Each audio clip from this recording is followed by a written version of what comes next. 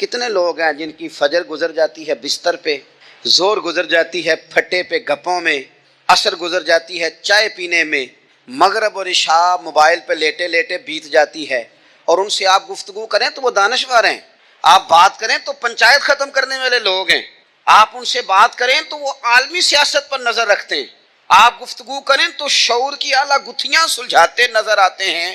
خدا مجھے ایسی خدائی نہ دے کہ اپنے سوا کچھ دکھائی نہ دے۔ یہ غفلتیں ہیں، یہ شورش ہے، یہ اپنے منہ سے خود میاں مٹھو بننا ہے۔ اس غفلت کو تھوڑا سا توڑا جائے، ورنہ زنگ لگ جاتا ہے صلاحیتوں۔ جو لوگ تھوڑے دن موٹر سائیکل نہیں نہ چلاتے، ان کے لیے مشکل ہو جاتا ہے پھر اس کو سٹارٹ کرنا بھی۔ ہمارے استاد کہا کرتے تھے جو لوگ پڑھاتے نہیں انہیں کتابیں بھولنے لگ جاتی ہیں، جو لوگ کوئی کام کرتے نہیں پھر وہ آہستہ آہستہ وہ زنگ آلود ہو جاتا ہے، وہ کہتے ہیں اب نہیں ہو سکتا تم سے، اب مشکل ہے۔ سجنوں، دوستوں، بزرگوں، بھائیوں، جو لوگ شروع میں عبادتوں کے عادی نہیں ہوتے، وقت ضائع کرتے ہیں، بڑھاپے میں دل کرتا ہے توبہ ہو جائے، لیکن اپنے ماتھے کو سجدے کی عادت ہی نہیں ڈالی۔ یہ جسم جھکنا اس کا عادی نہیں ہوا کہ رب کی بارگاہ میں جھکے، اس کا مزاج ہی نہیں تہجد پڑھنے کا۔ سارا کچھ ہو جاتا ہے۔ میں نے سیاست کرنے والے، پنچایت ختم کرنے والے، چدراہٹ کرنے والے، وزاداری رکھنے والے راتوں کو تہجد پڑھتے بھی دیکھے ہیں۔ میں نے قرآن پاک سے پیار کرتے دیکھے ہیں۔ میں گواہ ہوں بہت سارے لوگوں کا، یہ کام ہو جاتا ہے۔ شرط یہ ہے کہ بندہ اپنی غفلت کی پٹی تھوڑی دیر کے لیے کھولے۔ دوسری بات یہ کہ ہم خوش فہمیوں میں بڑا زندہ ہیں، بڑا زندہ ہیں، بڑا یعنی 2 4 5۔ کچھ لوگ کہتے ہیں اللہ کریم بڑا ہے، تو اللہ اگر کریم بڑا ہے نا میرے بھائی، تو نبی پاک صلی اللہ علیہ وسلم نے فرمایا وہ بڑا بیوقوف ہے جو خدا کی رحمت کی امید بھی رکھے اور اللہ کو ناراض بھی کرے، تو بیوقوف بندہ ہے۔ اگر وہ کریم ہے تو پھر تو محبت میں ہی اس کی بات مان، بات تو پھر بھی نہیں مان رہا۔ کچھ لوگ کہتے ہیں نبی پاک صلی اللہ تعالیٰ علیہ وآلہ وسلم شفاعت کریں گے، بھئی ہمارا تو سہارا ہی اس بات پہ ہے، حضور سفارش کریں گے، پر نبی پاک نے درجنوں جگہوں کہا ہے جو میرے طریقے پہ نہ چلے فلیس منا، مجھ سے نہیں۔ حضور نے فرمایا جو بڑے کی توقیر نہ کرے، چھوٹے پہ رحم نہ کرے، وہ مجھ سے نہیں۔ فرمایا جو ملاوٹ کرے وہ ہم میں سے۔ تو یہ حدیثیں بھی تو یاد رکھو نا، شفاعت کی بات انکار نہیں، حضور گناہگاروں کی ہی کریں گے، لیکن یہ حضور نے جو ہمیں اسباق پڑھائے یہ کس لیے پڑھائے؟ یہ بھی تو ہماری سمجھ کے لیے ہے نا۔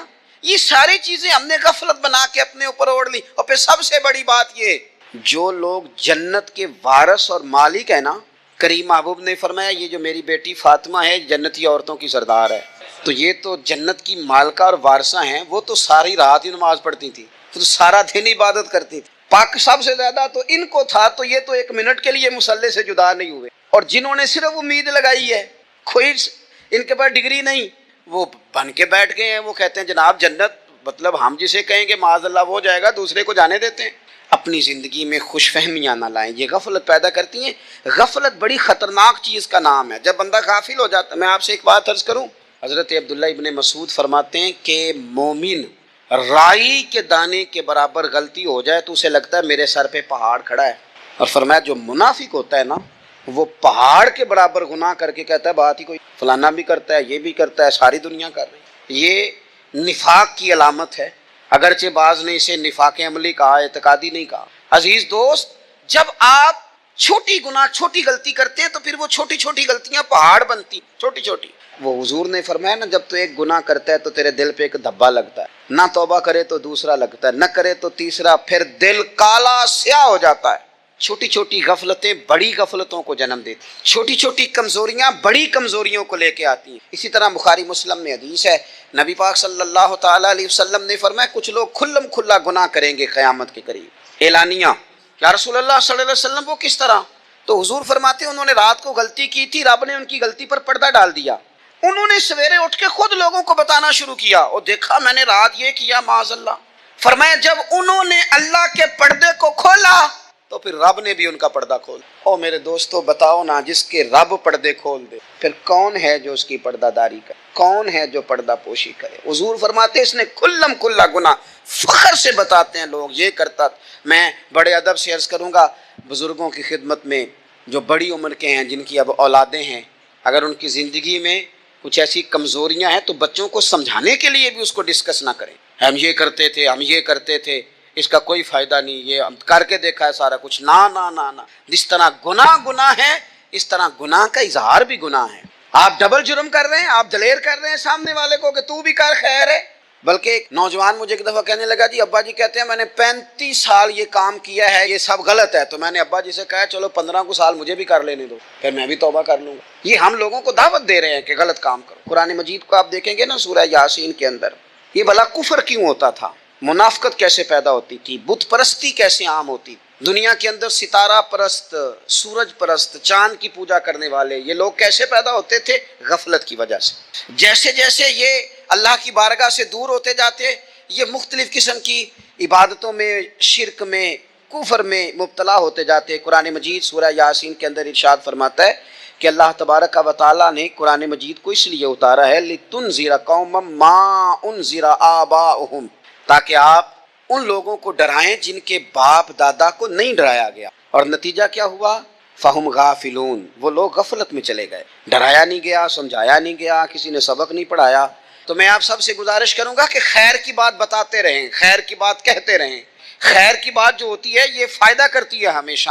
تو غفلتیں اپنی دور کرنی چاہیے. دوسرا یہ ہوتا ہے, ایک تو انسان جب وہ دور ہو جاتا ہے چھوٹے چھوٹے گناہ کر کے تو غفلت آتی ہے. دوسرا قرآن پاک نے ایک اور مقام پر اس کا ذکر فرمایا ہے. وہ اس طرح فرمایا ہے کہ جو انسان کی پیاری چیزیں ہیں نا بعض اوقات, جن سے وہ لگاؤ پیدا کر لیتا ہے, جن سے محبت اس کی بڑھ جاتی ہے, وہ چیزیں بھی غفلت پیدا کرتی ہیں. ان میں 2 چیزوں کا تو قرآن پاک نے نام لے کے ذکر کیا ہے.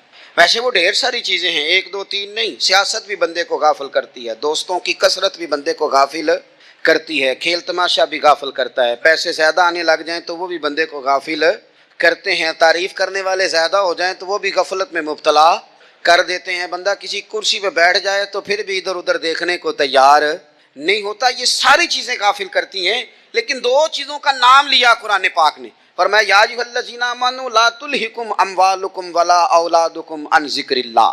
فرمایا اے ایمان والو, کہیں ایسا نہ ہو کہ تمہاری اولاد اور تمہارا مال تمہیں اللہ کی یاد سے غافل کرے. مال اور اولاد, بیوی کو, اولاد کو ایک مقام پہ قرآن پاک نے دشمن بھی کہا ہے. کب؟ جب یہ تمہیں کہیں کہ حرام کما کے لاؤ, جب یہ تمہیں کہیں کہ ہمیں جس طرح کا مرضی مال دو, جب یہ تمہیں کہیں ناجائز کرو, یہ دشمنی کر رہے ہیں تمہارے ساتھ. یہ مال اور اولاد یہ بندے کو غافل کر دیتے ہیں. کاروبار کرنا, مال کمانا, بچے پالنا, یہ ایک جزء ہے زندگی کا, یہ کل زندگی نہیں.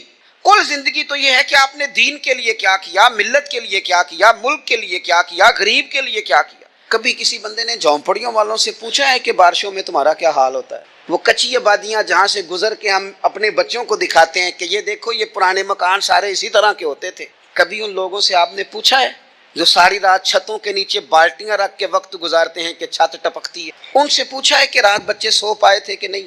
اچھا جی بارش ہو رہی ہے تو پھر ہم نے کیا کرنا تھا؟ ہم نے گھر والوں کو پکوڑوں کا آرڈر دینا تھا, وہ وقت پہ دیا.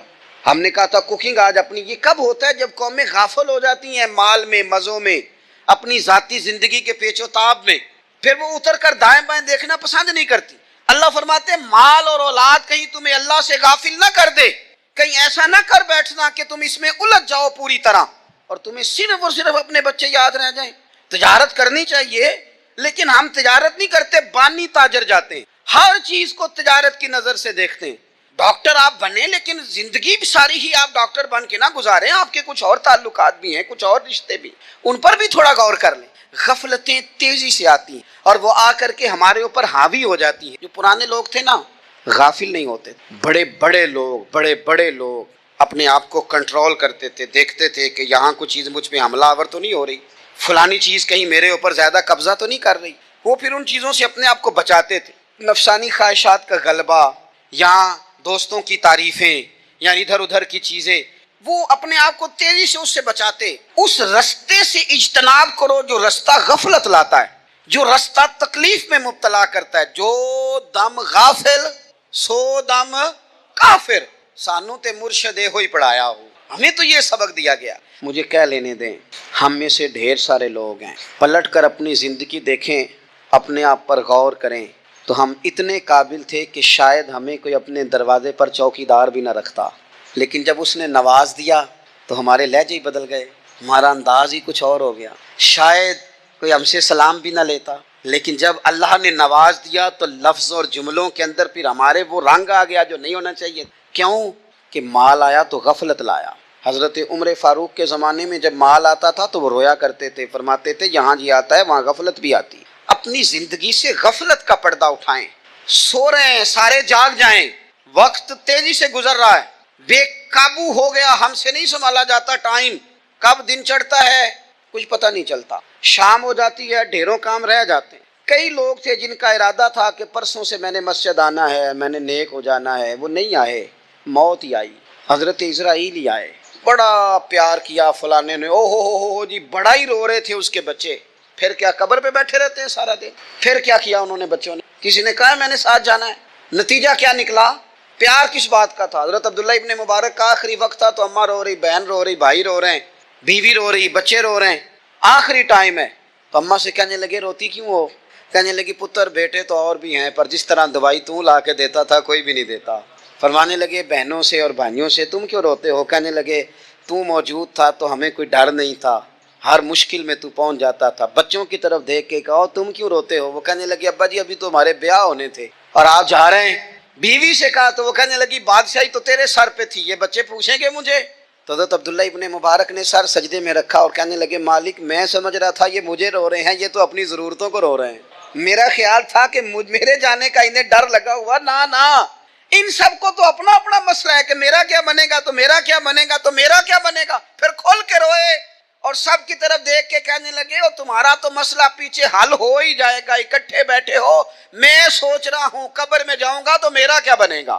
رب کی بارگاہ میں حاضر ہونا ہے، سوال جواب ہونے ہیں، حساب دینا ہے، وہ مجھ سے کڑے سوالات پوچھے گا تو جنا لئی تو پاپ کمائے دس نہ ان کتھے نہیں ہو تیرے کر دے، بلا ان کو تیرے حصے کا حساب۔ میرے عزیز غفلت کی بکل کھول دینی چاہیے، وہ دروازہ بند کریں جہاں سے غفلت آتی ہے۔ خدا را کوئی نہیں آپ یہ کریں، رسمی دعائیں رہ گئی ہیں، رسمی دو موبائل ہاتھ میں پکڑے ہوتے ہیں، کل کے ٹائم پتر نے دو موبائل پکڑ کے وہ کہہ رہا ہوتا ہے مولوی صاحب بات دعا 5 منٹ اور لمبی کر دینا، دیگ میں ذرا دیر ہے، او تو ادھر بیٹھو چھوڑ دیگ کو، تیرا تو باپ چلا گیا، رو بیٹھ کے مصلے پہ مالک سے کہہ اسے معاف کر دے، او تو آج ہی افسر بن گیا ہے، تیرے لہجے میں آج ہی کچھ اور آ گیا، تجھے تو 3 دن میں ہی ہر شے بھول گئی، 3 دن میں ہی تو تیسرے دن اس طرح کے لفظ ادا کر رہا ہے کہ جن سے محسوس ہوتا ہے کوئی 2-4 دن بھی کوئی کہیں بیٹھ کے دعا کرتا ہے۔ اپنی غفلت کا دروازہ کھولیں، ورنہ اکثر آنکھیں تب کھلتی ہیں جب آنکھیں بند ہونے کا ٹائم آ جائے۔ ایک بار صرف اپنی زندگی میں طاری کر لیں، اس کو بھولے نہیں کبھی، اپنا حساب خود کریں۔ جس طرح ہم پیسے سارے دوستوں کے ساتھ ساری چیزیں ٹھیک ہیں، لیکن اگر ذاتی پیسے گننے ہوں تو وہ اندر سے لوگ دروازہ بند کر کے اپنے بال بچوں کے ساتھ گنتے ہیں، ان میں لوگوں کی شراکت داری پسند نہیں کرتے، چونکہ ذاتی مسئلہ ہے اور ٹھیک ہے بات، بھائی کسی کا ذاتی مسئلہ ہے وہ ٹھیک کر رہا ہے جو بھی کر رہا ہے۔ اس طرح جو ہمارے ذاتی معاملات ہیں نا، روحانی معاملات، اپنی نمازوں کا حساب کریں، اپنی گفتگو کا حساب کریں، اپنی سوچوں کا حساب کریں، حلال کھا رہے ہیں حرام کھا رہے ہیں خود حساب کریں، اکیلے بیٹھ کے حساب کریں، جان چھڑائیں تھوڑی دیر موبائل سے، تنہا بیٹھ کے تھوڑی دیر مراقبہ کریں، خدا کی نعمت کتنی ہے، جواب میں شکر ہمارا کتنا، اس کا حساب کریں، اپنا حساب کریں۔ اور حضرت عمر فاروق کا وہ جملہ یاد رکھیں، فرمایا کرتے تھے اپنا حساب کر لو اس سے پہلے کہ تمہارا حساب کیا جائے، یہ نہ ہو کہ پھر رب رسول حساب کریں اور تمہارے لیے مشکل ہو جائے۔ اپنا حساب کریں۔ زندگی کے معاملات میں جتنی غفلتیں ہیں، وہ مطلب میرے ابا جی کہا کرتے تھے پتر چھال مار کے نکلو بسترے چوں، تو وہ تھوڑا سا نا ایک دفعہ چھلانگ لگا کے باہر آئے، اور پہلا قطرہ ہی بننا ہوتا ہے بارش کا اور کچھ بھی نہیں ہوتا، پہلا قطرہ بن جائیں، نکل آئیں، توڑ دیں وہ سارے بت جو ہمیں غفلت میں مبتلا کرتے ہیں۔ زندگی میں فیصلے جلدی کر لینے چاہیے، ہم فیصلے نہیں کر پاتے اور ٹائم ہمارے جانے کا آ جاتا ہے وقت۔ وہ ایک نوجوان نے ایک دفعہ لکھا تھا کہ میں نے اپنے گھر والوں سے کہا کہ اب میں نے داڑھی رکھنی ہے اور کچھ میں نے عبادات کی طرف سفر کرنا ہے، تو میری والدہ کہنے لگیں کہ پتر اجے ٹائم نہیں، تو کہتے ہیں میری اماں اسکول ٹیچر تھی، پڑھی لکھی تھی، میں نے کاغذ قلم لا کے والدہ کو دیا، میں نے کہا اماں مجھے آپ وہ ٹائم بتا دیں جو نیک ہونے کا ہے، میں پھر اس ٹائم ہی شروع کر لوں گا۔ تو کہتے ہیں میری اماں نے کاغذ قلم دیکھا اور میرا اندر کا جذبہ دیکھا تو ماں تھی نہ رو ہی پڑی، کہنے لگی پتر رکھ تو میں تیرے لیے دعا کروں گی، اللہ تیری مدد کرے گا۔ تو ٹائم تو آ گیا ہے، وقت تو قریب ہے۔ اللہ فرماتے ہیں اقترب للناس حسابهم وهم فی غفلۃ معرضون۔ بس اس آیت کا ترجمہ کبھی نہ بھولنا، رب فرماتا ہے لوگوں کے حساب کا وقت قریب آ گیا۔ اور وہ ابھی بھی غفلت میں منہ پھیرے ہوئے. سیاستہ میں حدیث موجود ہے کہ صحابہ کرام علیہم رضوان فرماتے ہیں کہ ایک جنگ کا موقع تھا تو وہ رستے بڑے سخت تھے، دشوار گزار گھاٹیاں تھیں، بڑی مشکل سے ہم نے وہ راہیں طے کی. ہمیں لگا کہ اس جہاد پر ہمیں بہت اجر ملے گا، اور پھر ہمارے دلوں میں یہ بھی خیال آتا تھا کہ فلاں فلاں فلاں فلاں تو صحابی آئے نہیں، وہ تو گھر میں رہے. اللہ کے محبوب صلی اللہ تعالیٰ علیہ وسلم نے ہمارے ان خیالات کو بھانپا اور کریم فرمانے لگے تمہیں اس جہاد پر بڑا اجر ملے گا، لیکن یاد رکھنا تمہارے کچھ بھائی ہیں جو گھروں میں بیٹھے ہیں، مجبوریوں نے، آزمائشوں نے، پریشانیوں نے، عذر نے انہیں آنے نہیں دیا. جتنا تمہیں صبر کر کے، مشقت جھیل کے، سفر کر کے جہاد کا ثواب ملے گا، اتنا ہی انہیں گھر بیٹھے بیٹھے بھی ثواب ملے گا. آئے نہیں. یہ کس بندے کا معاملہ ہے جو عذر والا ہے. اور اگر کسی کے اجتہاد میں غفلت ہو گئی، حضرت کعب بن مالک رضی اللہ تعالی، یہ بھی صحیح بخاری میں، کل چلا جاؤں گا، حضور تو جہاد پہ چلے گئے لیکن اجتہاد میں غفلت ہو گئی، کل چلا جاؤں گا، پرسوں جاؤں گا، ترسوں، فرماتے میں جا ہی نہیں سکا، حضور واپس آ گئے. جن منافقوں نے جھوٹ بولے جا کے کہ یہ مسئلہ ہو گیا تھا، یہ مسئلہ ہو گیا تھا، ان کو تو مل گئی معافی، لیکن میں چونکہ مخلصین میں سے تھا خدا کے فضل سے، اور ہو گئی تھی غفلت. 50 دن نبی کریم مجھ سے ناراض رہے. 50 دن اللہ کے لیے، تو رب کے راستے میں جہاد کرنے نہیں آیا. 50 دن حضور ناراض رہے. فرماتے تھے مدینے کی گلیاں میری تھیں، سب میرے اپنے تھے، پر کریم جو ناراض تھے تو کوئی پھر سلام بھی نہیں لیتا تھا. مجھے یوں لگتا تھا کہ مجھے دیکھ کر ہوائیں اور فضائیں بھی رستے بدل جاتی ہیں. 50 دن میں مسجد میں آتا تھا، جب میں چہرہ ادھر کرتا تو حضور مجھے دیکھتے، اور جب میں حضور کو دیکھتا تو کریم چہرہ بدل لیتے. میں ویکھاں تے یار نہ ویکھے، تے جدو نہ ویکھاں ادوں ویکھے. ایڈے نصیب کتھوں تتڑی دے میرے وچ ویکھن دے ویکھے. غلام فریدہ بوے یار دے مرنا ہے پاویں ویکھے یا نہ ویکھے. ختم ہو گئی بات. حضرت کعب بن مالک کہتے ہیں 50 دن کے بعد پھر رب کریم نے میری توبہ قبول کی اور مدینے والے رسول نے اعلان فرمایا جو عذر کی وجہ سے نہیں جا سکے، مجبوری سے، انہیں گھر بیٹھے بیٹھے ثواب ہے، لیکن جن کے اجتہاد میں غفلت ہوئی، سمجھنے میں غفلت ہوئی، کل پرسوں ترسوں چلے جائیں گے، ان سے 50 دنوں کی ناراضگی ہے. ایک ہوتی ہے انسان کی مجبوری، معذوری، عذر، ایک ہوتی ہے اس کی لاپرواہی. ان دونوں چیزوں میں زمین و آسمان کا فرق ہے. یہ جو لاپرواہی ہوتی ہے یہ کسی بھی شخص سے منسلک ساری چیزوں کو ہی خراب کر دیتی. آپ نے ایک چھوٹا سا پودا بھی اگر لگایا ہے اور آپ لاپرواہی کا مظاہرہ کرتے ہیں تو وہ خشک ہو جائے گا. تے جے مالی جیندے ہون تو پھر بوٹے سوکھدے نہیں. اگر آپ اس کی پرواہ کرتے ہیں، اس پر توجہ دیتے ہیں تو اس کی نشو و نما ہوگی، وہ آگے بڑھے گا، وہ ترقی کرے گا، وہ ایک تناور درخت بن جائے گا. جس چیز کی بھی آپ پرواہ نہیں کرتے، آپ اپنی صحت کی ہی اگر پرواہ نہیں کرتے، آپ نے کبھی نہیں دیکھا کہ یہ کھانا جس ہوٹل سے میں کھا رہا ہوں یہ کوئی معیاری ہے یا بالکل غیر معیاری ہے، آپ نے کبھی پرواہ نہیں کی کہ مجھے کوئی اپنی خوراک کا وقت مقرر کرنا چاہیے اور مرتب طریقے سے مجھے غذا لینی چاہیے، تو آپ بیمار ہو جائیں گے. لاپرواہی آپ کسی چیز کی بھی کریں، غفلت آپ کسی چیز پر بھی کریں. بات کو شخص آپ کو سمجھا رہا ہوتا ہے، آپ کو گھر والے کوئی بات کہہ رہے ہوتے ہیں، لیکن چونکہ آپ غیر حاضر ہیں، لاپرواہی سے سن رہے ہیں، غفلت سے سن رہے ہیں، تو آپ کو پوچھنا پڑتا ہے کیا کہا تھا آپ نے. کیوں بھلا یہ ہوتا ہے کہ آپ غفلت میں تھے. یہ جو غفلت ہے نا، غفلت یہ بڑی نقصان دہ چیز ہے.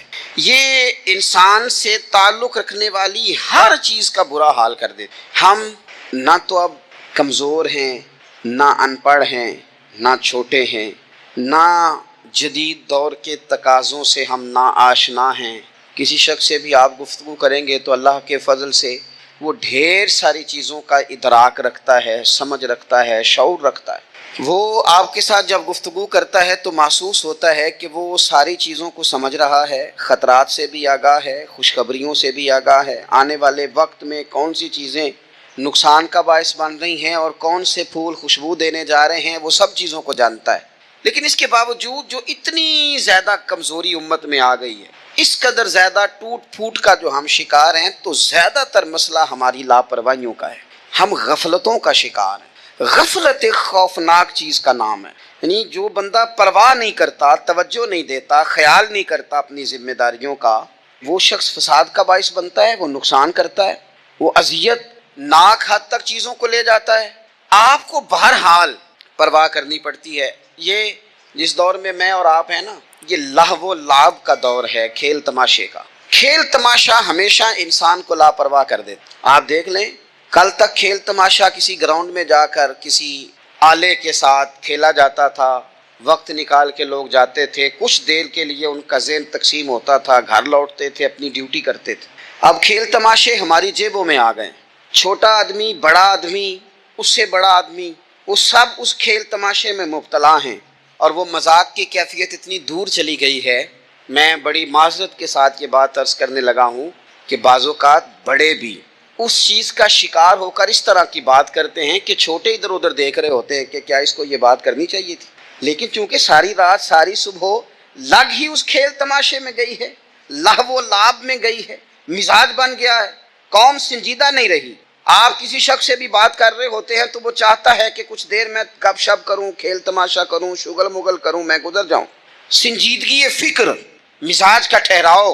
اور درویشوں نے تو شکوہ کیا ہے کہ عمر بیت گئی، لوگوں کی عمر بیت گئی، ہڈیاں کمبن، گوڈے کھڑکن، اڑ گیا لک تیرا، اجے بھی گناہ تو باز نام میں، واہ واہ مرد دلیرا. میاں صاحب کہنے لگے یہاں تک تو پہنچ گیا ہے کہ ہڈیاں کمبن اور تیرے گوڈے کھڑکن تے اڑ گیا لک تیرا، اجے بھی گناہ تو باز نام میں، او واہ واہ مرد دلیرا. وہ تو اتنا دلیر ہو گیا کہ جب تجھے چاہیے تھا کہ اب ہی تیرے ہاتھ میں استغفار کی تسبیح آتی، اب ہی تجھے سجدے کا ذوق ہوتا. ہم اتنے زیادہ غفلت کا شکار ہیں. آپ یقین کریں، دیکھو، معافی ہوتی ہے عذر کی، معافی ہوتی ہے معذوری کی. کچھ لوگ ساری زندگی دلیلیں ہی تلاش کرتے رہتے ہیں، کہتے ہیں کہ میں 15 دفعہ گیا ہوں، 90 باتیں میں نے دیکھ لی ہیں، وہ ٹھیک ہیں، اب میں نے 20 دفعہ اور جانا ہے اور باقی 10 کی بھی تحقیق، اور اس کے بعد میں پورا مرید، اور اس کے بعد میں پورا دیوانہ ہوں. تو آپ تحقیق کرتے رہیں، وقت تو بیت گیا، ٹائم تو گزر گیا، لینے والے تو لے کے چلے گئے. حضور سید عالم صلی اللہ علیہ وسلم نے اعزاز کے طور پر اس بات کو بیان کیا، اس کو بطور خوبصورتی اور بطور ایک حسن کے بیان کیا. فرمایا میں نے جس کے سامنے دین پیش کیا اس نے دلیل مانگی، جس کے سامنے دین پیش کیا اس نے دلیل مانگی، جس کو دین کی بات بتائی اس نے دلیل مانگی، یہ میرا ابو بکر ہے. فرمایا میں نے دین پیش کیا، اس نے دلیل مانگی، کوئی نہیں، کلمہ پڑھ کے مسلمان ہو گئے. وہ تو ابھی بہت سارے لوگ کرامتوں کا انتظار کر رہے ہیں. ابھی بڑے سارے لوگ ہیں جن کو خواب میں آ کے کسی نے کہنا ہے. ایک سے میں نے کہا داڑھی رکھ لو، تو کہنے لگا ابھی مجھے حکم نہیں ہوا. میں نے کہا چلو اللہ کرے تمہیں کو حکم آ جائے. ہم نے تو ویسے بغیر حکم کے رکھ لی ہے، آپ کو پتہ نہیں اب کون سا الگ سے حکم آنا ہے جو آپ نے اس پر عمل کرنا ہے بغیر دلیل کے. بس بات آ گئی، پیغام آ گیا، نبی کریم نے فرما دیا. اور جس جگہ بھی، جس ڈھنگ میں بھی، جس رنگ میں بھی حضور نے کہا، جناب ابوبکر صدیق نے سب سے پہلے اس بات کو مانا، اس کو تسلیم کیا، اور 2 قدم آگے بڑھ کے. کام لولا لنگڑا کرنے سے بھی کام ہو ہی جاتا ہے، اور شوق ذوق سے کرنے سے بھی کام ہو ہی جاتا ہے. لیکن اگر شوق ذوق سے کیا جائے تو چلو ذرا مزہ بھی آ جاتا ہے، ذرا کام کرنے میں سرور بھی آتا ہے، کام ہو ہی جائے گا.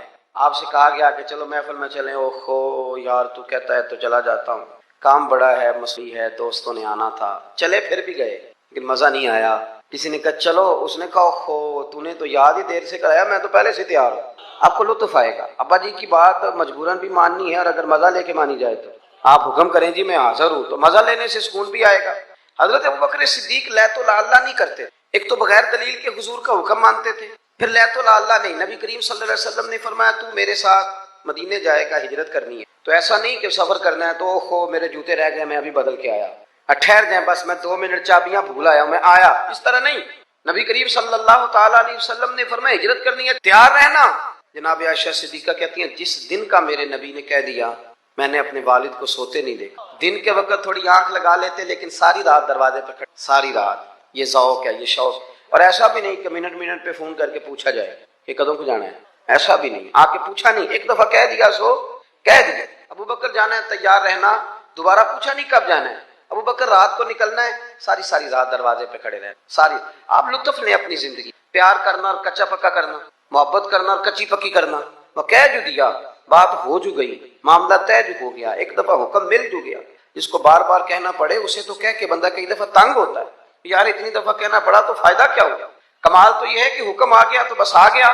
جناب ابوبکر صدیق ساری رات دروازے پہ کھڑے رہتے. یارو ذرا اس مزے کو لے کر تو دیکھنا، اس دن ہجرت کرنی تھی، اللہ کے رسول صلی اللہ علیہ وسلم تشریف لے گئے. حضور نے دستک دینے کے لیے دروازے پہ ہاتھ رکھا تو دروازہ کھلا ہوا تھا. اتنی بھی میرے محبوب کو تکلیف نہ ہو کہ میں دروازہ کھولوں. دروازہ کھلا تھا اور دروازے کے پیچھے کھڑے تھے. حضور بھی سارا کچھ ہی جانتے ہیں اور امت کو سبق دینے کے لیے فرمایا ابو بکر سوئے نہیں تو رو پڑے. عرض کی حضور جس دن حکم دیا تھا اس دن کبھی رات نہیں سویا.